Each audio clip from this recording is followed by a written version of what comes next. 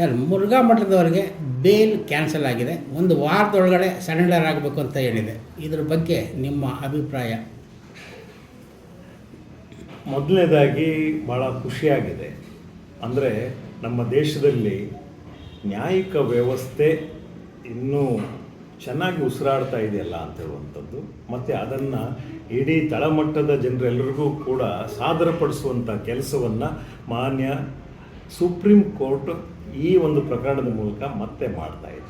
ಇದು ಒಂದ್ರ ಮೇಲೇ ನಮಗಿರುವಂಥದ್ದು ಭರವಸೆ ಆಗಲಿ, ನ್ಯಾಯನೂ ಒಂದು ನಂಬಿಕೆಗಳು. ಬೇರೆ ಯಾವ ಒಂದು ವ್ಯವಸ್ಥೆಯ ಮೇಲೂ ಕೂಡ ನಾವು ಇವತ್ತು ನಂಬಿಕೆ ಇಡದಂತಹ ಒಂದು ಪ್ರಕ್ಷುಬ್ಧತೆ ನಮ್ಮ ಸಮಾಜದಲ್ಲಿ ಸೃಷ್ಟಿಯಾಗಿ ಹೋಗಿದೆ. ಎಲ್ಲೂ ನ್ಯಾಯ ಸಿಗಲ್ವೇನೋ ಅಂತ ಹೇಳುವಂಥದ್ದು ಮನೆಗಳ ಮಾತು ಆಗಿಬಿಟ್ಟಿದೆ. ಅಥವಾ ನ್ಯಾಯವನ್ನು ಜನ ಹಣ ಕೊಟ್ಟು ಅಧಿಕಾರದಿಂದ ಕೊಂಡ್ಕೊಂಡ್ಬಿಡ್ತಾರೆ ಅನ್ನೋ ಅಂತ ಹೇಳುವಂತಹದ್ದು ಕೂಡ ಮನೆಗಳಲ್ಲಿ ಜನ ಮಾತಾಡ್ತಾರೆ. ಜನರಿಗಿಂತ ಹೆಚ್ಚಾಗಿ ನಿಮಗೂ ಕೂಡ ಆತಂಕ ಇತ್ತು, ಅಂದರೆ ಅಷ್ಟೊಂದು ಹಣ ಖರ್ಚು ಮಾಡೋದಕ್ಕೆಲ್ಲ ಆಗಲ್ಲ ಅನ್ನೋ ಇದಿತ್ತಲ್ವ? ಅದು ಸರಿ, ಹಣ ಖರ್ಚು ಮಾಡೋಕ್ಕೆ ನಮ್ಮ ಕೈಯಲ್ಲಿ ಆಗದೇ ಇರ್ಬೋದು. ಆದರೆ ನನಗೆ ಯಾವಾಗಲೂ ಕೂಡ, ಇದು ಹೊಸದಾಗಿ ಹೇಳ್ತಿಲ್ಲ, ಯಾವಾಗಲೂ ನನಗಿದ್ದಂತಹ ಒಂದು ನಂಬಿಕೆ ಅಂದರೆ ನಮ್ಮ ಸಂವಿಧಾನ ಮತ್ತು ನಮ್ಮ ನ್ಯಾಯಿಕ ವ್ಯವಸ್ಥೆ. ಅದು ನಮ್ಮ ಉಚ್ಚ ನ್ಯಾಯಾಲಯ ಆಗ್ಬೋದು ಅಥವಾ ಸರ್ವೋಚ್ಚ ನ್ಯಾಯಾಲಯ ಆಗಬಹುದು, ಅದು ಕೊನೆಗೆ that is the last resort. ಮತ್ತು ಅದನ್ನು ನಾವು ನಂಬ್ಕೋಬೋದು ಅಂತ ಹೇಳುವಂಥದ್ದು ಇತ್ತೇ ಇತ್ತು. ನಾವು ಎಲ್ಲ ಸಂದರ್ಭಗಳಲ್ಲೂ ನಮ್ಮನ್ನು ಕೈ ಹಿಡಿದಿರುವಂಥದ್ದು ಮಾನ್ಯ ಹೈಕೋರ್ಟ್ ಮತ್ತು ಸುಪ್ರೀಂ ಕೋರ್ಟ್. ಈಗ ನೋಡಿ ಎಷ್ಟು ಬ್ಯೂಟಿಫುಲ್ ಆದಂತಹ ಒಂದು ವಿಚಾರ ಇದು. ಎಂಜಾಯ್ ಮಾಡಬೇಕು, ಸೆಲೆಬ್ರೇಟ್ ಮಾಡ್ಬೋದಾದಂತಹ ಒಂದು ವಿಚಾರ ಇದು. ಅಂದರೆ ಹಣಕಾಸು ಇಲ್ದಿರೋರು ಕೂಡ ನ್ಯಾಯ ಸಿಗುತ್ತೆ ರೀ ದೇಶದಲ್ಲಿ ಅಂತ ಹೇಳುವಂಥದ್ದನ್ನು ಹೇಳ್ಬೋದು. ನಾವು ಹೇಳ್ತಾ ಹೋಗ್ತಾ ಇದ್ದೀವಿ, ನ್ಯಾಯ ಎಲ್ಲೂ ಸತ್ತಿಲ್ಲ, ನ್ಯಾಯವನ್ನು ಯಾರೂ ಕೊಂಡ್ಕೊಳ್ಳೋಕ್ಕಾಗಲ್ಲ. ನಾವು ಇರುವ ರೀತಿಯಲ್ಲಿ ಇರಬೇಕು, ನ್ಯಾಯವನ್ನು ಕೇಳುವ ರೀತಿಯಲ್ಲಿ ಕೇಳಬೇಕು. ನಮ್ಮ ಬದ್ಧತೆ ಏನು? ನ್ಯಾಯ ಕೇಳಲಿಕ್ಕೆ ಹೋಗುವಂಥವ್ರಿಗೆ ನಮ್ಮ ಬದ್ಧತೆ ಏನು? ನಮಗೊಂದು ಶಿಸ್ತು ಇದೆಯಾ? ನಮಗೆ ಒಂದು ಬದ್ಧತೆ ಇದೆಯಾ? ಅದು ಭಾಳ ಮುಖ್ಯ ಆಗುತ್ತೆ. ಈ ಪ್ರಕರಣದಲ್ಲಿ ನಮ್ಮ ಚಿತ್ರದುರ್ಗದ ಮುರುಘಾ ಮಠದ ಡಾಕ್ಟರ್ ಶಿವಮೂರ್ತಿ ಶರಣರ ಲೈಂಗಿಕ ದೌರ್ಜನ್ಯ ಏನಿದೆ, ಆ ವಿಚಾರದಲ್ಲಿ ನಮ್ಮ ಮಾನ್ಯ ಹೈಕೋರ್ಟ್ ಅವರಿಗೆ ಷರತ್ತುಬದ್ಧ ಜಾಮೀನನ್ನು ಕೊಟ್ಟಿತ್ತು. ನಮಗೆ ಸ್ವಲ್ಪ ತುಂಬ ಬೇಸರ ಆಗಿತ್ತು. ಅಂದರೆ ಪೋಕ್ಸೋ ಪ್ರಕರಣ ಇಡೀ ದೇಶವನ್ನು ಅಲುಗಾಡಿಸಿದಂತಹ ಒಂದು ಪ್ರಕರಣ. 4 ಜನ ಸಂತ್ರಸ್ತ ಮಕ್ಕಳಿದ್ದಾರೆ. ಅವರ ಹಿಂದೆ ಭಾಳಷ್ಟು ಸರಣಿಯಲ್ಲಿ ಭಾಳಷ್ಟು ಜನ ಹೆಣ್ಣು ಮಕ್ಕಳು ಬಳಕೆಯಾದಂತಹ ಆರೋಪಗಳು ಕೂಡ ಇದ್ದಾವೆ. ಇಷ್ಟೆಲ್ಲ ಇದ್ದರೂ ಕೂಡ ಒಂದು ಪೋಕ್ಸೋ ಕಾನೂನಿನ ಒಂದು ಘನತೆಯನ್ನು ಎತ್ತಿ ಹಿಡಿಯದೆ ಅಥವಾ ಅದಕ್ಕೆ ಕುಂದು ಬರುವ ರೀತಿಯಲ್ಲಿ ಆರೋಪಿಗಳಿಗೆ ಜಾಮೀನು ಕೊಟ್ಟಿದ್ದಿದೆಯಲ್ಲ, ಅದು ನಮಗೆ ಮಾತ್ರ ಅಲ್ಲ, ಸಂತ್ರಸ್ತ ಹೆಣ್ಣು ಮಕ್ಕಳಿಗೆ ಮತ್ತು ಅವರ ಕುಟುಂಬದವರಿಗೆ, ಅವರ ತಾಯಿಂದರಿಗೆ ಎಲ್ಲರಿಗೂ ಕೂಡ ತುಂಬ ನೋವು ಕೊಟ್ಬಿಟ್ಟಿತ್ತು. ಅಣ್ಣ, ನಮಗೆ ನ್ಯಾಯ ಖಂಡಿತವಾಗ್ಲೂ ಸಿಗುತ್ತಾ ಅಂತ ಅವರು ಪದೇ ಕೇಳುವಂತಹ ಒಂದು ವಿಚಾರ ಆಯಿತು. ಇಲ್ಲಿ ನಮಗೂ ಅವರಿಗೆ ಯಾವ ರೀತಿಯಾಗಿ ಆನ್ಸರ್ ಮಾಡಬೇಕು, ಸಿಗುತ್ತಾ ಅಂತ ಕೇಳಿದ್ರೆ ಒಳಗಡೆ ಸಾಧಾರಣ ಮನುಷ್ಯರಿಗಿದ್ದಂಥದ್ದೇ ಒಂದು ಏನು ಅಪನಂಬಿಕೆಗಳು, ಅಂದರೆ ಸಂದೇಹಗಳು. ಹೇಗೆ ಅಂತಂದರೆ, ಸಿಗಲ್ವೇನೋ ಅಮ್ಮ, ಇಲ್ಲಿ ದುಡ್ಡಿದ್ದವರು ಕೊಂಡ್ಕೊಂಡ್ಬಿಡ್ತಾರೇನೋ ಅಂತ ಹೇಳುವಂಥದ್ದು ಇದ್ದರೂ ಕೂಡ ಇಲ್ಲ, ಕಾನೂನು ಖಂಡಿತವಾಗಲೂ ದೊಡ್ಡದು, ಸಂವಿಧಾನಾತ್ಮಕವಾಗಿ ನಮಗೆ ನ್ಯಾಯ ಸಿಗಬೇಕು. ಆ ಮಕ್ಕಳಿಗೋಸ್ಕರ ಆದರೂ ನಾವು ಮುಂದಕ್ಕೆ ಹೋಗಬೇಕು. ಆ ಮಕ್ಕಳಲ್ಲಿರುವಂತಹ ಒಂದು ಹತಾಶ ಭಾವನೆಯನ್ನು ತೆಗೆದುಹಾಕಬೇಕು ಅಂತ ಹೇಳಿ ನಾವು ಸುಪ್ರೀಂ ಕೋರ್ಟಿಗೆ ಹೋದದ್ದು. ಬೇರೆ ಯಾವುದೇ ಕಾರಣ ಇಲ್ಲ. ಆ ಮಕ್ಕಳಿಗೆ ಒಂದು ಸೆನ್ಸ್ ಆಫ್ ಜಸ್ಟಿಸ್ ಅನ್ನುವಂಥದ್ದನ್ನು ತರ್ಕೊಡ್ಬೇಕು ಅಂತ. ನಮ್ಮ ಅದೃಷ್ಟ, ನಾವು ಗಳಿಸಿರುವಂಥದ್ದು ಒಳ್ಳೆಯ ವ್ಯಕ್ತಿಗಳು. ಸುಪ್ರೀಂ ಕೋರ್ಟ್ನಲ್ಲೂ ಕೂಡ ಯುವ ವಕೀಲರು ನಮ್ಮ ಸ್ನೇಹಿತರಿದ್ದಾರೆ. ಅಪರ್ಣ ಭಟ್ ಅಂತ ನಮ್ಮ ಸ್ನೇಹಿತರು ಕೂಡ ಒಳ್ಳೆಯ ನ್ಯಾಯವಾದಿ, ಒಳ್ಳೆಯ ಬದ್ಧತೆ, ಜಾಣತನ, ಬುದ್ಧಿವಂತಿಕೆ, ವಿವೇಕ, ವಿವೇಚನೆ, ಹಾಗೆಯೇ ಒಂದಿಷ್ಟು ಮಾನವೀಯ ಗುಣಗಳನ್ನು ಒಟ್ಟು ಸೇರಿಸಿ ಅವ್ರು ಕೆಲಸ ಮಾಡ್ತಾರೆ. ಇಂತಹ ಒಂದು ಪ್ರಕರಣಗಳಲ್ಲಿ ತುಳಿತಕ್ಕೊಳಪಟ್ಟಂತಹ, ಶೋಷಣೆಗೊಳಪಟ್ಟಂತಹ ಮಕ್ಕಳ ಪರವಾಗಿ ವಕಾಲತ್ತನ್ನು ಹಾಕುವಂಥದ್ದು. ಅವರು ನಮ್ಮ ಕರ್ನಾಟಕದವರೇನಾ ಸರ್? ಅವರು ನಮ್ಮ ಕರ್ನಾಟಕದವರೇ. ಅದೇ ರೀತಿ ಗುರುರಾಜ್ ಅಂತ ನಮ್ಮ ಸ್ನೇಹಿತರಿದ್ದಾರೆ, ಅವರು ಕೂಡ ನಮ್ಮ ಬೆನ್ಕಟ್ಟಿ ನಿಂತಿದ್ದಾರೆ. ಅವರು ಕರ್ನಾಟಕದವರೇ, ಮೈಸೂರಿನವರಾಗಿದ್ದಾರೆ. ನಮಗೆ ಒಂದು ಆನೆಯ ಬಲ ಸಿಕ್ಕದಾಗೆ. ನಿಮಗೆ ಗೊತ್ತಿರಲಿ, ಈ ಪ್ರಕರಣದಲ್ಲಿ ಘಟಾನುಘಟಿ ವಕೀಲರುಗಳು ಆರೋಪಿಯ ಪರವಾಗಿ ನಿಂತಿದ್ದರು. ಆದರೂ ಕೂಡ ನಮ್ಮ ವಕೀಲರು ಭಾಳ ಸಮರ್ಥವಾಗಿ ಮಂಡಿಸಿದ್ದಾರೆ.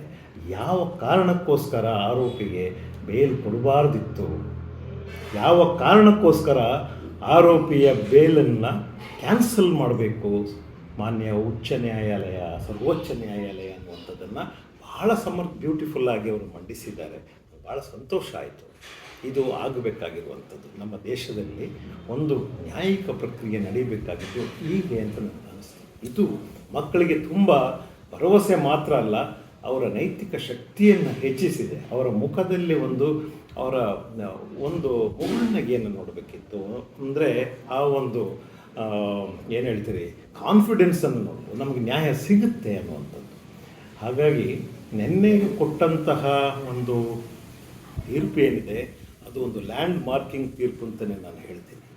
ಹೋಗಿಸೋ ಪ್ರಕರಣದಲ್ಲಿ ಅಂದರೆ ಆ ಮಠಾಧೀಶರ ವಿರುದ್ಧ ದಾಖಲಾಗಿದ್ದು 2 ಕೇಸು, ಇದು ಒಂದು ಕೇಸಲ್ಲಿ ಮಾತ್ರ ಆಗಿರೋದು, ಇನ್ನೊಂದು ಹಾಗೆ ಪೆಂಡಿಂಗ್ ಇದೆ ಅಲ್ಲ ಸರ್?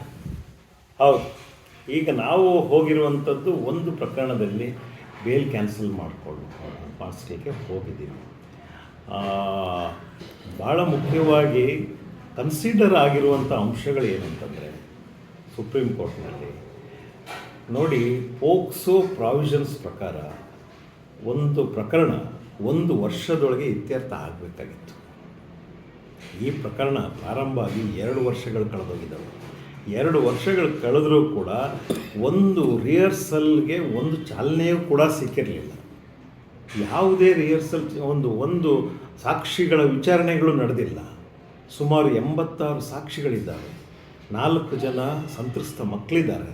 ಇವರನ್ನು ಕರೆದು ವಿಚಾರಿಸುವಂಥ ಕೆಲಸವನ್ನು ಕೂಡ ನ್ಯಾಯಾಲಯಗಳು ಮಾಡದೇ ಇದ್ದಾಗ ಒಬ್ಬ ಆರೋಪಿ ಮತ್ತು ಆರೋಪಿಯ ಸಂಗಡಿಗರನ್ನು ಬೇಲಲ್ಲಿ ಹೊರಗಡೆ ಕಳಿಸೋದಿದೆಯಲ್ಲ, ಇದು ಎಷ್ಟು ಸರಿ ಅನ್ನುವಂಥದ್ದು. ಅದರಲ್ಲೂ ಕೂಡ ಸಾಧಾರಣವಾದಂತಹ ಆರೋಪಿಗಳಲ್ಲ, ಇವರು ಪ್ರಭಾವಿಗಳಲ್ಲಿ ಪ್ರಭಾವಿಗಳು. ಯಾವ ರೀತಿಯ ಪ್ರಭಾವ?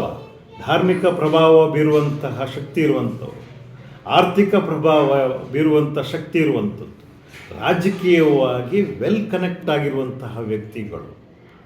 ತುಂಬ ಸುಲಭವಾಗಿ ನಾವು ಹೇಳ್ಬೋದಾದಂಥದ್ದು ಏನಂತಂದರೆ, ಒಂದು ಚುನಾವಣೆಯಲ್ಲಿ ಒಂದು ಸರ್ಕಾರವನ್ನು ಬೀಳಿಸಿ ಒಂದು ಸರ್ಕಾರವನ್ನು ಎತ್ತುವಷ್ಟು ಶಕ್ತಿ ಇರುವಂತಹ ವ್ಯಕ್ತಿ, ಒಂದು ಇತಿಹಾಸವನ್ನು ಹೊಂದಿರುವಂತಹ ವ್ಯಕ್ತಿ, ಅವರನ್ನು ಪೂಜಿಸುವಂತಹ ಕೋಟ್ಯಾನುಕೋಟಿ ಭಕ್ತರಿದ್ದಾರೆ ಈ ದೇಶದಲ್ಲಿ, ಅದರಲ್ಲೂ ನಮ್ಮ ಕರ್ನಾಟಕದಲ್ಲಿ. ಆ ಮಠಕ್ಕೆ ಒಂದು ಗೌರವ ಇದೆ, ಘನತೆ ಇದೆ. ನನಗೂ ಕೂಡ ಮಠದ ಬಗ್ಗೆ ಬಹಳ ಗೌರವ ಇರುವಂಥದ್ದು.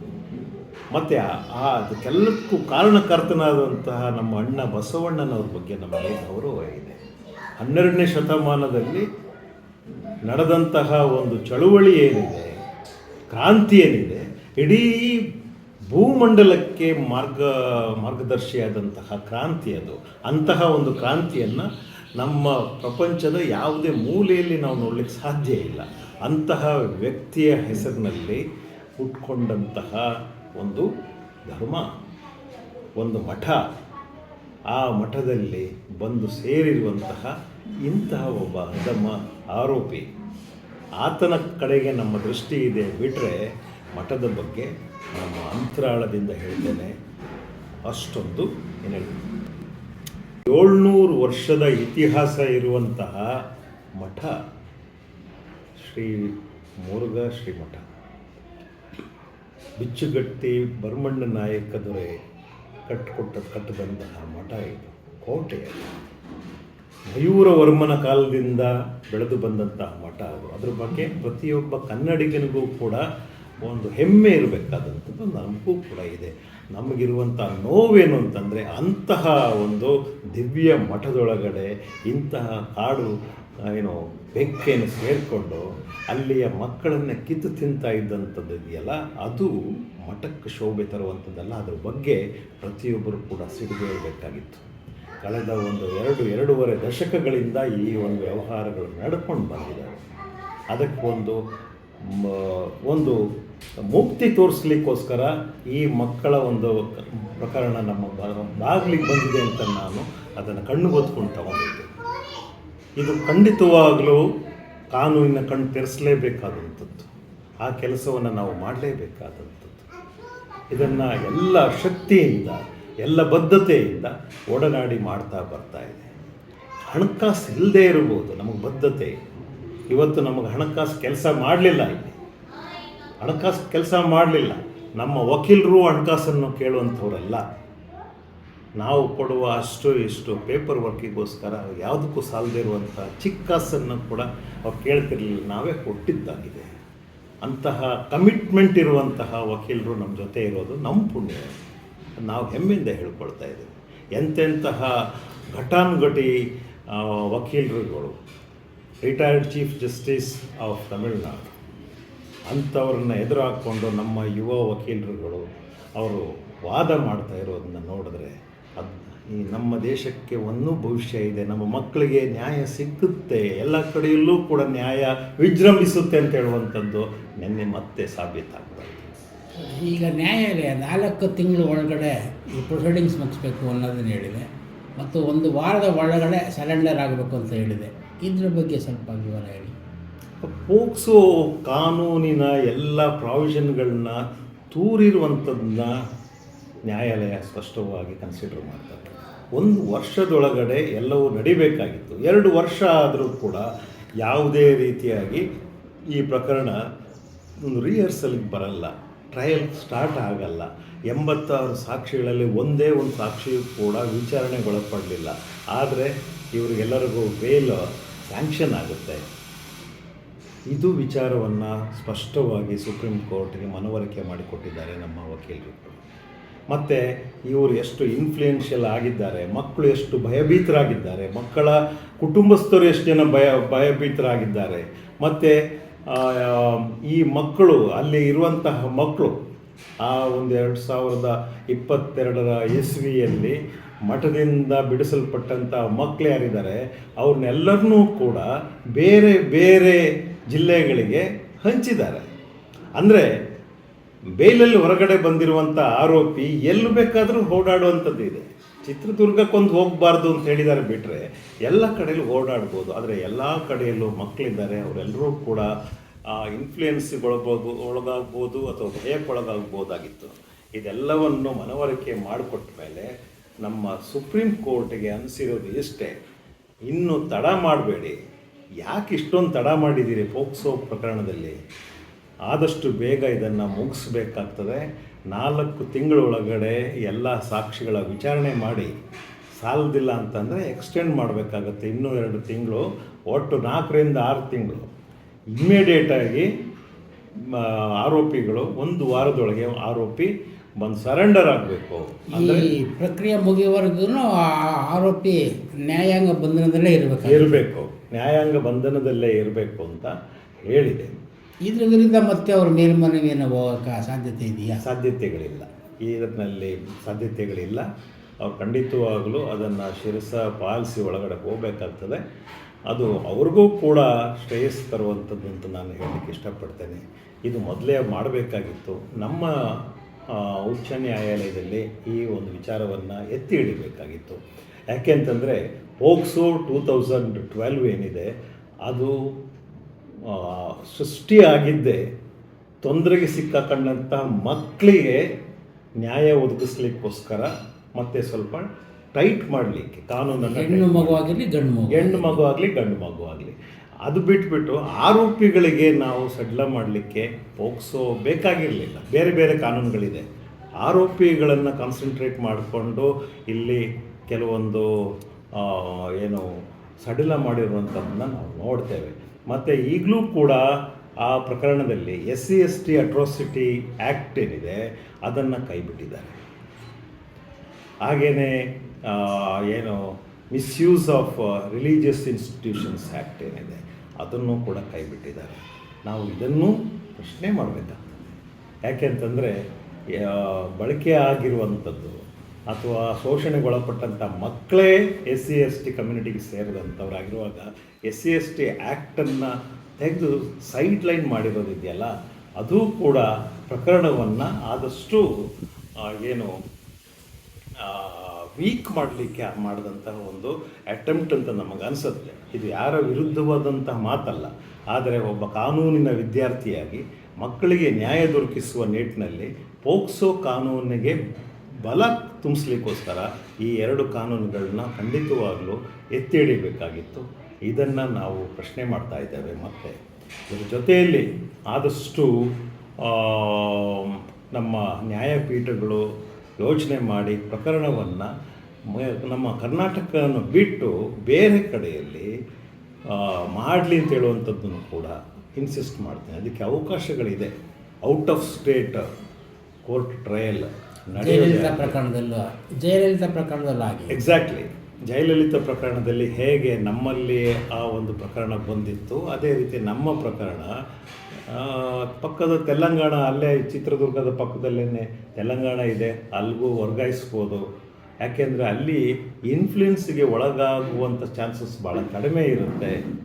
ಅಧಿಕಾರಿಗಳು ಹೊಸಬ್ರು ಇರ್ತಾರೆ. ಹೀಗೆ ಅದು ವಾತಾವರಣ ಬೇರೆ ಇರುತ್ತೆ. ಮಕ್ಕಳಿಗೆ ಸ್ವಲ್ಪ ನಿರ್ಭಯವಾದ ವಾತಾವರಣ ಸಿಗ್ಬೋದು ಅಂತ ಹೇಳುವಂತಹ ಒಂದು ವಿಚಾರದಲ್ಲಿ ಈ ಪ್ರಾರ್ಥನೆಯನ್ನು ನಾವು ನ್ಯಾಯಪೀಠದ ಮುಂದೆ ಇಡಬೇಕು ಅಂತ ಇದ್ದೇವೆ. ಇದು ಒಂದು ಒಳ್ಳೆಯ ಬೆಳವಣಿಗೆ ಅಷ್ಟೇ. ಇನ್ನು 4 ತಿಂಗಳು ಆರೋಪಿ ಒಳಗಡೆ ಇರಬೇಕಾಗುತ್ತೆ. ನಮ್ಮ ಇನ್ನೊಂದು ಪ್ರೇಯರ್ ಏನು ಅಂತಂದರೆ, ಅವರ ಹಿಂದೆ ಇದ್ದಂತಹ ಅಕ್ಯೂಸ್ ನಂಬರ್ 2, 3, 4 ಇದ್ದಾರಲ್ಲ, ಅವರೆಲ್ಲರೂ ಕೂಡ ಇವರು ನೋಡಿ, ಅವರು ಬೇಲಲ್ಲಿದ್ದಾರೆ. ಬೇಲಲ್ಲಿ ಮಾತ್ರ ಇಲ್ಲ, ಅವರು ವಾಪಸ್ಸು ಮಠದಲ್ಲಿ ಬೇರೆ ಬೇರೆ ಜವಾಬ್ದಾರಿಯಲ್ಲಿ ತೊಡಗಿಸ್ಕೊಂಡಿದ್ದಾರೆ. ಅದರ ಅರ್ಥ ಏನು ಬರುತ್ತೆ? ಅವರೆಲ್ಲರೂ ಕೂಡ ಆರೋಪಿ ನಂಬರ್ 1 ಪರವಾಗಿ ಮಠದಲ್ಲಿ ಕೆಲಸಗಳನ್ನ ಮಾಡ್ತಿರ್ತಾರೆ, ಅಥವಾ ಅಲ್ಲಿ ನಡೀತಿರುವಂಥ ವಿದ್ಯಮಾನಗಳೇನಿದ್ದಾವೆ ಅವೆಲ್ಲವನ್ನು ಆತನಿಗೆ ವರ್ಗಾಯಿಸ್ತಾ ಇರ್ತಾರೆ. ಇದು ಸಹಜವಾದಂಥ ವಿಚಾರ.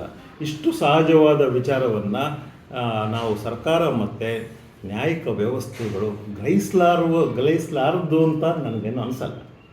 ಹಾಗಾಗಿ ಅವರ ಬೇಲನ್ನು ಕೂಡ ಕ್ಯಾನ್ಸಲ್ ಮಾಡುವಂಥದ್ದು ಆಗಲಿ ಅಂತ ಹೇಳುವಂಥದ್ದು ನಮ್ಮ ಪ್ರಾರ್ಥನೆ ಇದೆ. ಪೋಕ್ಸೋ ಪ್ರಕರಣ ಗಂಭೀರವಾಗಿ ಪರಿಗಣಿಸಬೇಕು. ಮತ್ತು ಅವರು ಪೊಲೀಸ್ನವರು ಇನಿಷಿಯಲ್ ಸ್ಟೇಜ್ನಲ್ಲಿ ಸಲ್ಲಿಸಿರುವಂತಹ ಚಾರ್ಜ್ ಶೀಟ್ ಏನಿದೆ ಅದನ್ನು ಎತ್ತಿ ಹಿಡಿಯಬೇಕು. ಅದನ್ನು ರಿಹರ್ಸಲ್ ಆಗೋಕ್ಕಿಂತ ಮೊದಲೇ ಪರಿಷ್ಕರಿಸಿ ಅದರಲ್ಲಿ ಕೆಲವೊಂದು ಏನು ಕಾನೂನುಗಳನ್ನು ಕೈಬಿಟ್ಟಿದ್ದಿದೆಯಲ್ಲ, SC/ST ಅಟ್ರಾಸಿಟಿ ಆ್ಯಕ್ಟ್ ಆಗ್ಬೋದು, misuse of religious institutions act ಇರ್ಬೋದು, ಇವೆಲ್ಲವನ್ನು ಕೂಡ ರಿಹರ್ಸಲ್ ಆಗೋಕ್ಕಿಂತ ಮೊದಲೇ ಇದು ಪ್ರಯೋಜನಕ್ಕೆ ಬಾರದಿರುವಂಥದ್ದನ್ನ ಹಾಕಿದ್ದೀರಿ ತೆಗೆದಿಡೋದಿದೆಯಲ್ಲ, ಅದು ತುಂಬ ಯೋಚನೆಗೆ ಈಡು ಮಾಡ್ತಾ ಇದೆ ನಮ್ಮನ್ನು.